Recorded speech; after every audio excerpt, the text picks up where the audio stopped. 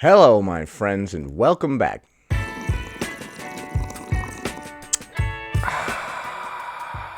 Today, we're going to be taking a look at things fat people can't say, as well as some other clips from a different creator. We're going to start off with the miscellaneous clips before we get into things fat people can't say. I'm wearing a polo again, trying to class this joint up a little. Don't you love this color? I love this color, man. I love earth tones. I love browns. I love greens. I love gray. I don't know if gray is part of earth tones or whatever, but before we dive into this bad boy, let us first apply comb to mustache.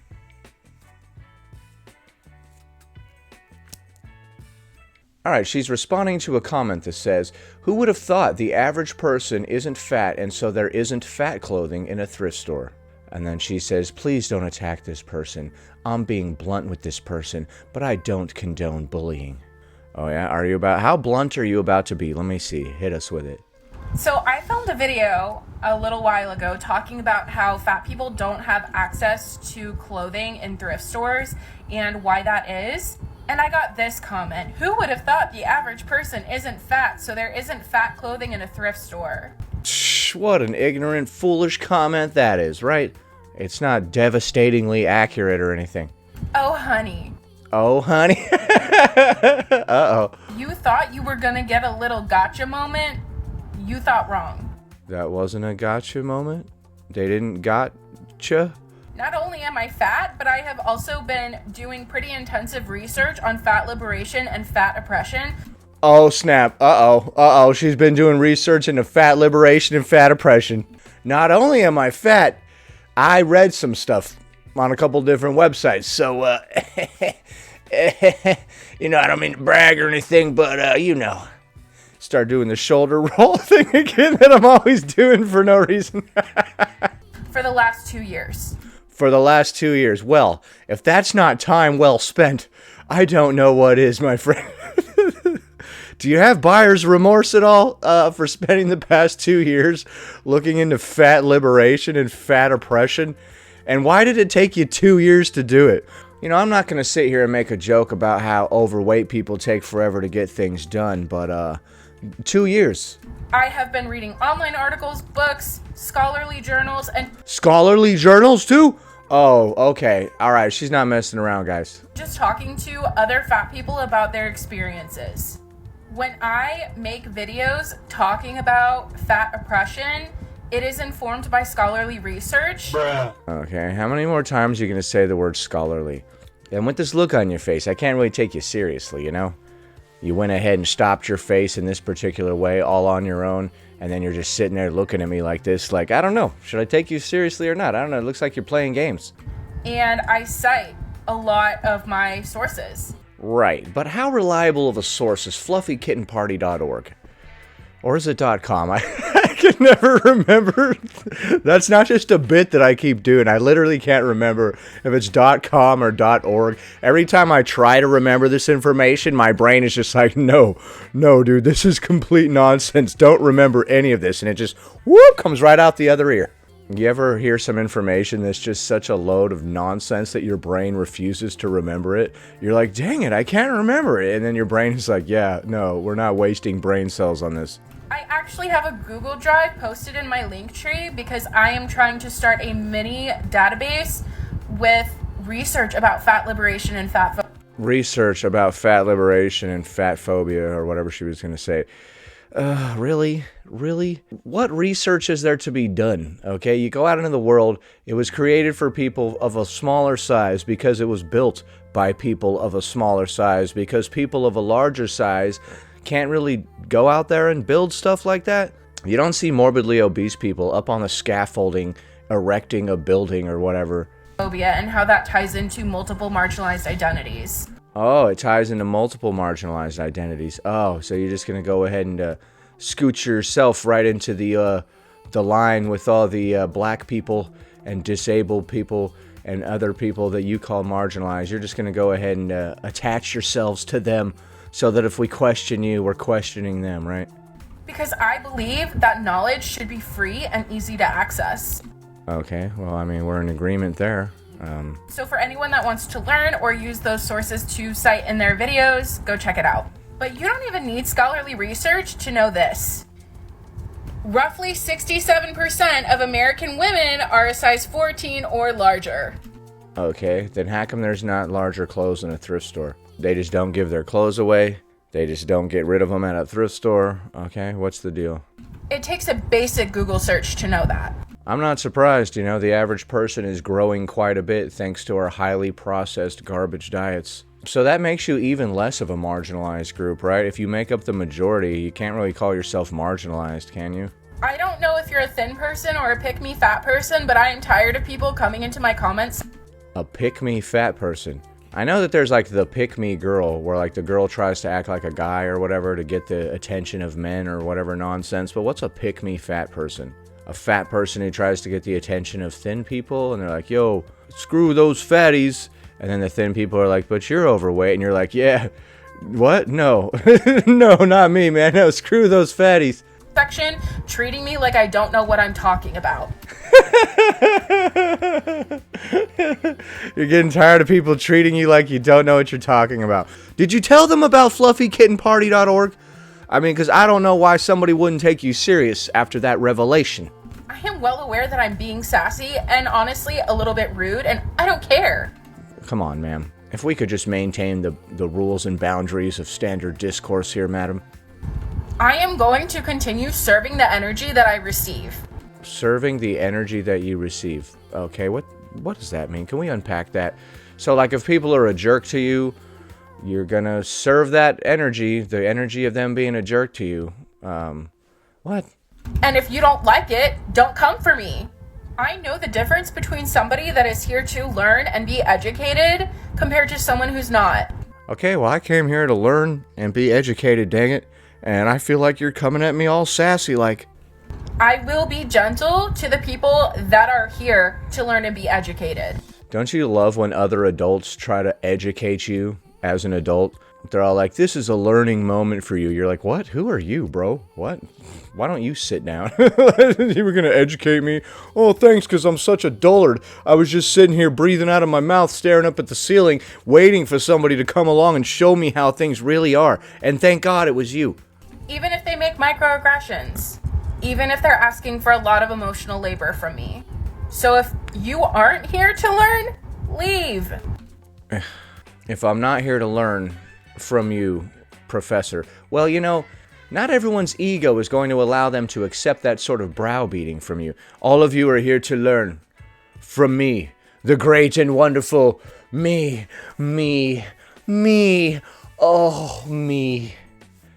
A lot of people are just going to be like, I don't know, man. You lost me when you said you were going to teach me something, okay? I already know everything. That's the average person, though. If you come at them like, sit down, dum-dum, I'm about to teach you something. Dude, their ears just closed, okay? And then they just start backing away. They're like, oh, right. Because that's what you do when you leave a conversation. When you're like, oh, right. You just start doing finger guns. Pop, pop, pop, pop, pop. And then it becomes so awkward and weird that nobody will be sad that you left. They'll be glad. They're like, oh, man, I'm glad that Bob left. Shit was getting weird. And don't let the door hit you on your way out. Don't let the door hit me on the way out. Wow. You know, I was going to bat for you. I really was. I was rooting for you. And then you said that. Next. I want to have a discussion about internalized fat phobia versus internalized dominance. Internalized fat phobia versus internalized dominance. Okay. And if you would like some more nuance on the conversation, there is an ink lay in the comments K.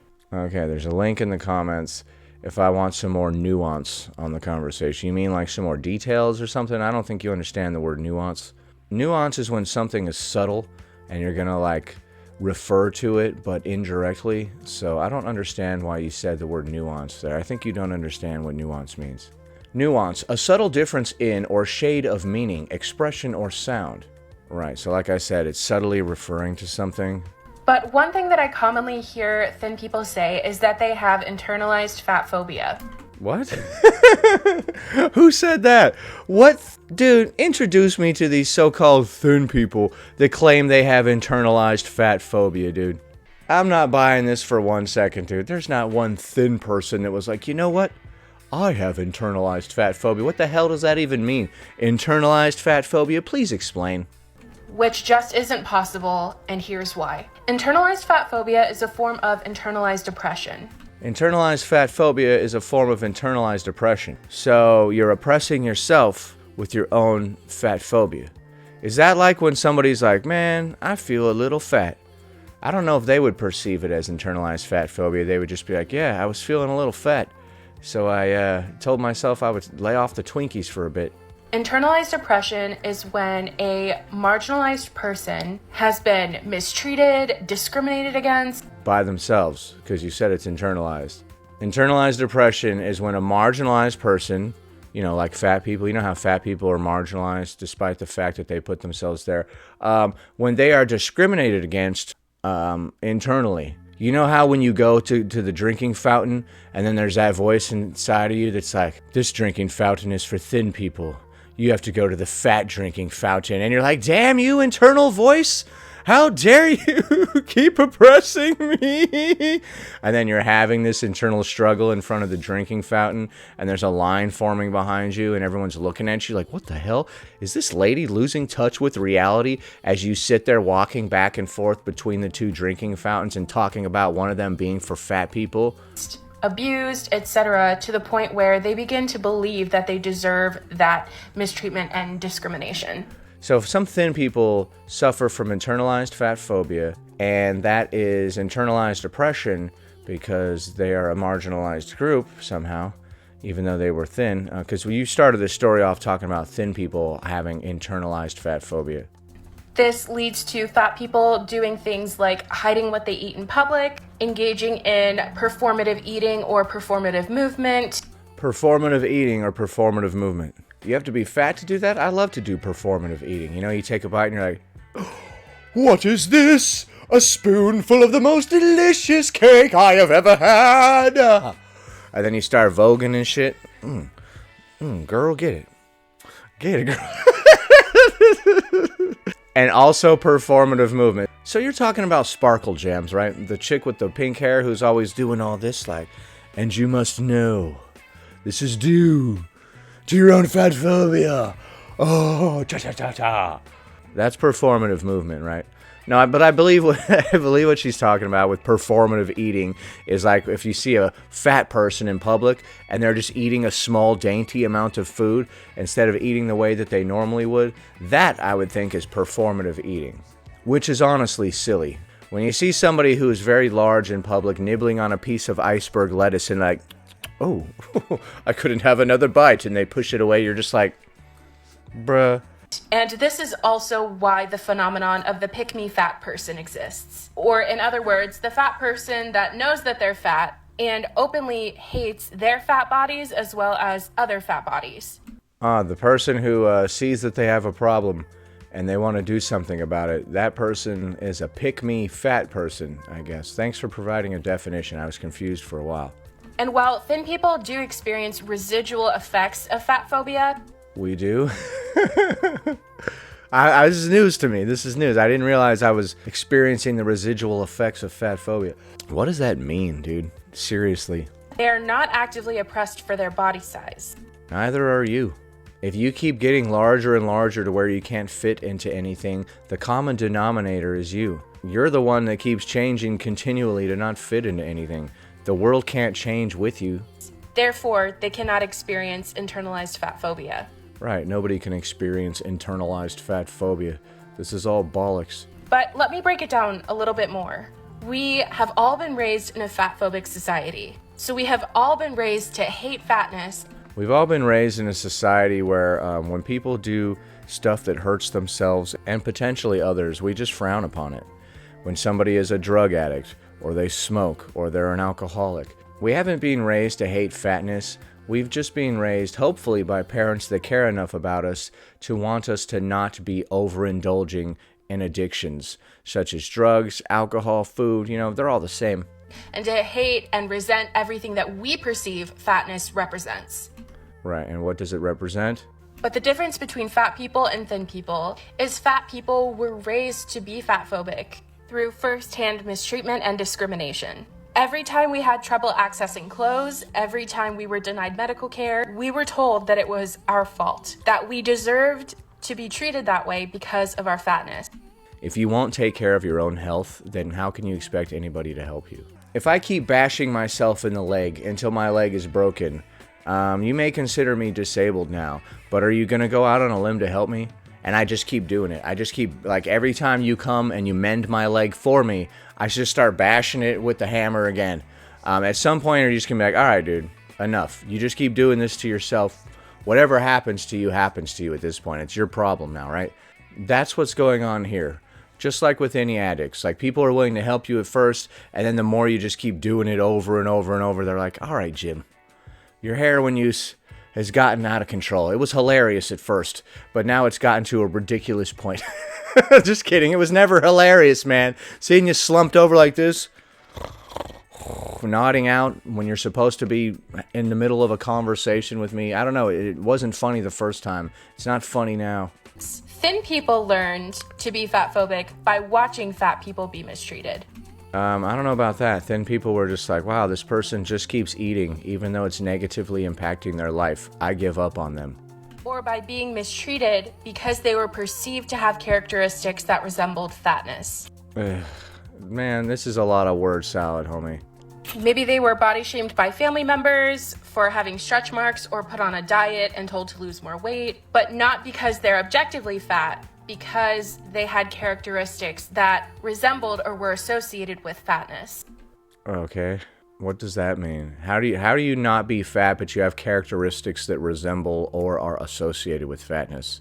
I'm not fat, but I do have a double chin, which is associated with fatness, so it's bad because of that. They also might have learned fat phobia by consuming fat-phobic media, like movies, TV shows, books. Oh, so the media brainwashed everybody into being fat phobic. Jokes, etc. Now, I am not saying that thin people who have self-applied fat phobia... Self-applied fat phobia or internalized dominance are bad people. Dude, or internalized... God, these phrases are freaking chipping away at the foundations of my brain. Dominance are bad people. I'm saying that these fat-phobic beliefs need to be unpacked. I'm also aware that things like eating disorders and body dysmorphia can be a big contributor to these beliefs. But unlearning fat phobia can be such an important part of the recovery process. Recovery from what? So you're recovering from fat phobia much as one recovers from getting hit by a car or whatever. How do you do it, you warrior? A lot of thin people think that self-applied fat phobia is not a problem because it's directed at themselves. But even when it's self-applied, they're still holding on to the belief that size is associated with worth. Right, and that's a problem because now they're starting to offend you, right? It's fine to feel fat or whatever one day when you're not very fat, but you feeling that way is hurting this person's feelings. And whether intentionally or unintentionally, that will almost always be reflected outwardly. Yep, see, reflected outwardly, as in, like, if you dislike yourself because you think you're fat, it's really going to make me feel bad because I'm larger than you. Anyway, I'm running out of time. This is a really nuanced topic, so... No, it's not. How can a topic itself be nuanced? The whole topic is subtle and implies things, right? No, it doesn't. It's simple words, my friend. If you have thoughts or questions, please let me know in the comments. But keep in mind that if this video made you feel defensive, it's probably for a reason, so please don't take that out on me. Okay, well, if this video made you feel defensive, please know that it's for a reason, and don't take it out on me. Nice, I didn't know we could do that. Ah, that really... that really takes the sting. That takes the sting off, man. Thank you so much. I didn't know we could do that. Alright, now we're about to learn about things that fat people can't say. Things fat people can't say with Bethany. We absolutely can and should. I'm starving. Let's go get something to eat. I'm starving. Let's go get something to eat. That's right. Fat people better not say anything about that. Because we all assumed that you didn't eat at all. This is shocking. What? What? A large person eating? Yeah, I'd love a second helping of that. Thank you. They can't ask for second helpings. Can we stop for a second? I need to catch my breath. You can't tell people to stop because you need to catch your breath? So what do? Just keep pushing through until your body grows and changes through the hard work?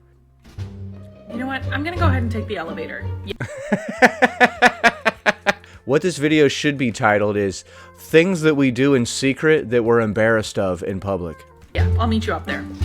I really like you. Would you want to go out sometime? Oh, don't you dare ask a person out. How dare you?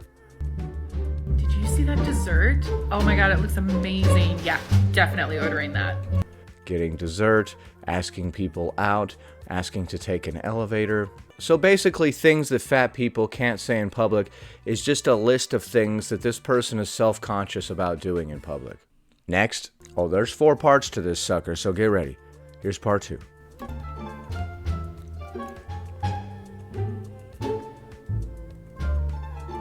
Hi, yeah, could I actually get the next size up in this? This one's just a little small. That's right, you better not be asking for a larger size. You're just gonna wear the one that is way too small for you. So what do you do if these are things you can't say in public? You just don't ask for the larger size and you just wear the super tight size. It's all ridiculous. The person is all like, you sure you want that size? We have larger ones in the back. And you're like, no, I'm not allowed to ask for larger sizes as a larger person. There's donuts in the break room? Oh, awesome. All right, so you feel self-conscious about asking for donuts when there are some. Anyone want some of my fries? Yeah, I would love some, thanks. It's all about food and like stuff like that. Could you scooch over a little bit? I need some more room. Hi, could I get a popcorn with extra butter and a Coke, please? You can't order a popcorn and a Coke at the movie theater. Just so you know, when you don't order any of this stuff, nobody is like, oh my goodness, this overweight person is overweight just out of the blue. How did this even happen? It's not fooling anybody. People know that the excess calories are coming in somewhere. Yeah, these are all pretty short. Next. Whoops, it's just me. Hi. The theatrics in these is very confusing. I don't know what you're going for. Okay. Why am I so off-put by all that? Whew, it is hot in here. Is it hot like the Dickens? If you were to say that, I would accept you no matter what. It's hot like the Dickens in this mofo. Could we actually get a table instead of a booth? What? Fat people don't like booths? Oh, the booth is the best, man. Oh man, if you're too large to fit in a booth, that really sucks. And I feel bad for you because booths are where it's at. This is basically like a booth right here. You could get up in here like... I like to get in the booth and put my legs over on the other side over there, dude. I'm just kicking back like this, like, hell yeah, homie. It's all soft and padded. Oh man, you guys are missing out if you can't sit in a freaking booth. That is when I start reevaluating my life decisions, when I can no longer sit in the booth that I love. I'll be like, yeah, I really used to love sitting in the booth, and now I cannot. So the answer is, the fat-phobic world needs to change. No, I'm just kidding. I would have a bit more self-awareness than that. I'd be like, man, I'm really going off the rails. I need to change so I can fit in the booth again. Damn, I look hot in this. Yeah, you better not say that in public. No, I'm just kidding. I don't care. My weekend plans? I'm just gonna be lazy, probably lay on the couch and binge watch a show. Fat people can't say that either. That's what a lot of people do. They lay on the couch and binge watch a show. Although maybe not every single day. I'm out of breath. A lot of the things have to do with like being out of breath or wanting to take the elevator and stuff like that. Which is kind of weird. How come fat people need all these extra breaks and they're always out of breath from moving? This is weird. I thought fat people could do anything that thin people could do. And it was just all these phobias and whatnot. Could we get a refill on the breadsticks, please? And then the waiter comes, he's like, refill on breadsticks. For you? Get out. Get out right now. He's like some Russian mafia guy for some reason. That's the kind of voice I was trying to do right there. I don't know why. My brother Nikolai will take care of you shortly. Next, part 4.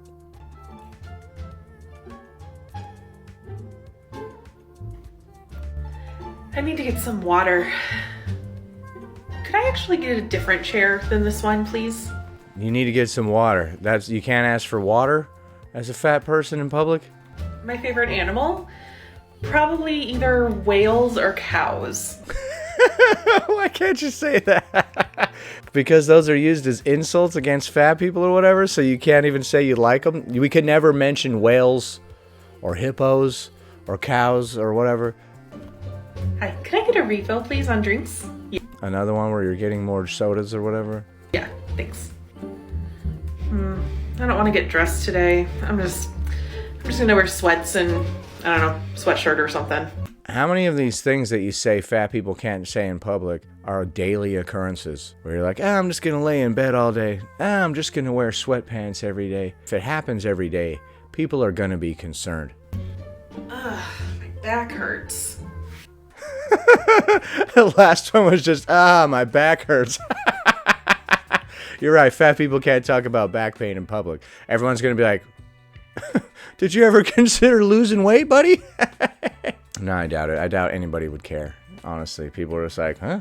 What? Did you say something? Here's what life is really like in public. As a fat person, you're like, man, my back really hurts. And then the casual observer walking by is like, huh?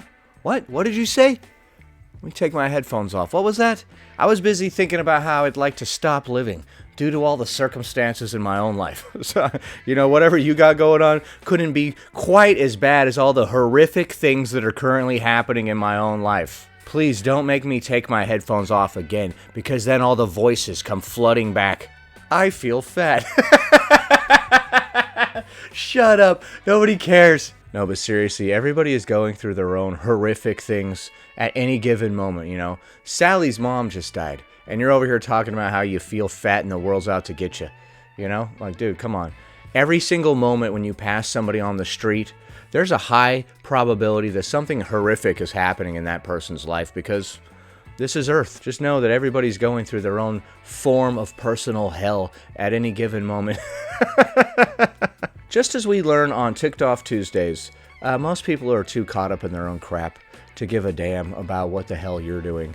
You start huffing and puffing going up the stairs, and you're all like looking around, you're like, oh, everybody's judging me for this. And everybody is just like looking at their own phones, looking at pictures of whatever on Instagram or whatever the heck people are doing. Yeah, nobody cares. Everybody thinks that their stuff going on in their life is far more relevant than your struggles. They feel bad for you. They're like, oh man, that sucks. But that's about the end of it. Not me, though. I notice everything, and I'm judging everybody. If I see a larger person breathing a little bit heavy, I'm like, what the heck? This is not at all what I expected. I thought that you would sprint up those stairs and start doing jumping jacks at the top. I am thoroughly shocked. Just kidding. Anyway, that about does it. Thanks for watching, commenting, liking, and subscribing. And I'll see you in the next one.